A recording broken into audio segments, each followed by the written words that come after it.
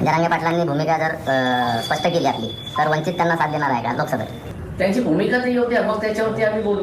रामकृष्ण हरी मित्रांनो, सर्वांना जय भीम, जय शिवराय. मित्रांनो, मी कोणतंच गणित किंवा कोणतंच भाकीत हे माझ्या मनाने कधीच मांडत नाही.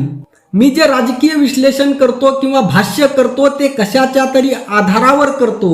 राजकारणामध्ये काही शक्यता सुद्धा मांडाव्या लागतात, काही भाकीत करावी लागतात, काही गणित मांडावी लागतात. आणि जर या अनुषंगाने जर चर्चा जर झाली, या अनुषंगाने जर लोक चर्चा करायला लागले, या अनुषंगाने जर पत्रकार चर्चा करायला लागले, या अनुषंगाने जर मीडिया चर्चा करायला लागली, तर येणाऱ्या काळामध्ये ती भाकीत खरी होतात. याच अनुषंगाने जवळपास मी 2 महिन्यापूर्वीच एक व्हिडिओ बनवला होता की जर मनोज जरांगे पाटील आणि माननीय प्रकाश आंबेडकर साहेब जर एकत्र आले तर, आणि आज 2 महिन्यानंतर माननीय प्रकाश आंबेडकर साहेब या भूमिकेला दुजोरा देत आहेत.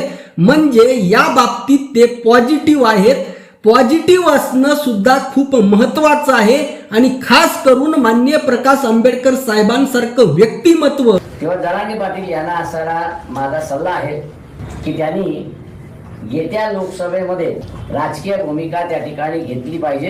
असं व्यक्तिमत्व जे सहजासहजी कुणालाही कळण्याच्या पलीकडचं आहे. आणि खास करून माननीय प्रकाश आंबेडकर साहेब म्हणजे असं व्यक्तिमत्व ज्यांच्या मनामध्ये कुठलाही स्वार्थ नाही, लोभ नाही. अशी निरपेक्ष निर्मळ मनाची माणसं जर राजकारणात जर आली आणि अशा माननीय प्रकाश आंबेडकर साहेबांना जर मनोज जरांगे पाटलांची जर साथ भेटली तर मित्रांनो, महाराष्ट्रामध्ये वंचित बहुजन आघाडी आणि मनोज जरांगे पाटील यांच्या युतीचे किती आमदार निवडून येतील याचा विचार करा.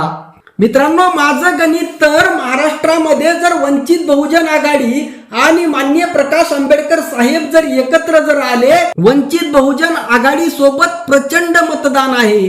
त्याचबरोबर मुस्लिम समाजाची सुद्धा सहानुभूती आहे. आणि त्याला जर मनोज जरांगे पाटलांची जर साथ जर भेटली, त्याचबरोबर ओबीसी मधील अनेक घटक सुद्धा यामध्ये सामील होणार आहेत. आणि अशामध्ये माझ्या माहितीस्तव 245 आमदार सहजपणे निवडून येऊ शकतात. आणि ते सुद्धा गॅरंटीने. मित्रांनो, 288 पैकी 245, कारण उरलेले 43 खासदार यांना विरोधी पक्ष बनवण्यापुरते तरी ठेवावे लागतील. इतकी ताकद मित्रांनो माननीय प्रकाश आंबेडकर साहेब आणि मनोज जरांगे पाटलांमध्ये आहे. कारण जर सर्वसामान्य रयतेच्या मराठ्याने जर ठरवलं तर, परंतु मित्रांनो, समाजकारण वेगळं, आरक्षण वेगळं आणि राजकारण वेगळं. राजकारणामध्ये अनेक पक्ष, गट, तट उदयास येत असतात आणि त्या सर्वांना सांभाळणं म्हणजे तारेवरची कसरत असते. पण राजकारणाची भावना जर निर्मळ असेल, राजकारणाची भावना जर लोककल्याणाची असेल, आणि अशी भावना असणारे हे 2 नेते आहेत. माननीय प्रकाश आंबेडकर साहेब म्हणजे ज्ञानाचा समृद्ध सागर आहेत. आणि इतकं प्रचंड ज्ञान असून सुद्धा मनामध्ये कसलाही अहंकार नाही. आणि मनोज जरांगे पाटील एक सर्वसामान्य गाव खेड्यातील रयतेचा मराठा आहे. त्यांच्या मनामध्ये सुद्धा कोणाबद्दल पाप नाही, कोणाबद्दल आकस भाव नाही. आणि हे 2 नेते जर एकत्र जर आले तर तुम्हाला गॅरंटीने सांगतो, लोकसभेमध्ये सुद्धा 44 खासदार 100% निवडून येणारच. कारण 4 खासदार 4 पक्षांना सोडून द्या. मित्रांनो, जरी हे भाकीत असलं, जरी हे आपलं विश्लेषण असलं, जरी ही आपली इच्छा असली, तरी राजकारणामध्ये कधी काय होईल काही सांगता येत नसतं. परंतु एक गोष्ट 100% खरी आहे की माननीय प्रकाश आंबेडकर साहेबांना मानणारा जो वर्ग आहे तो वर्ग सुद्धा पूर्णपणे निस्वार्थी वर्ग आहे, मनापासून प्रेम करणारा वर्ग आहे. आणि अगदी तसंच मनोज जरांगे पाटलांवर प्रेम करणारा वर्ग सुद्धा निस्वार्थी वर्ग आहे, सर्वसामान्य वर्ग आहे. उदाहरणार्थ मी गावामध्ये राहतो, आम्ही पाहतो तर प्रत्येक गावातून लोक स्वतःहून वर्गणी करून मुंबईकडे निघालेले आहेत.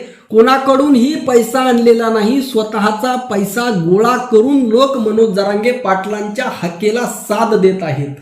हीच भूमिका वंचित बहुजन आघाडीच्या प्रत्येक कार्यकर्त्याने जर ठेवली तर माननीय प्रकाश आंबेडकर साहेब महाराष्ट्रातील नंबर 1 चे नेते होतील आणि वंचित बहुजन आघाडी नंबर 1 चा पक्ष होईल. हे सुद्धा या अनुषंगाने लक्षात ठेवा. मित्रांनो, या बाबतीत तुम्हाला काय वाटतं ते कमेंट करून नक्की कळवा. आजच्या पुरतं एवढंच. प्रत्येकाने चॅनलला लाईक व सबस्क्राईब करा. प्रत्येकाने कमेंट करा. कमेंटमध्ये किमान जय भीम, जय शिवराय एवढं लिहा. रामकृष्ण हरी, जय जगद्गुरु, जय शिवराय, जय भीम.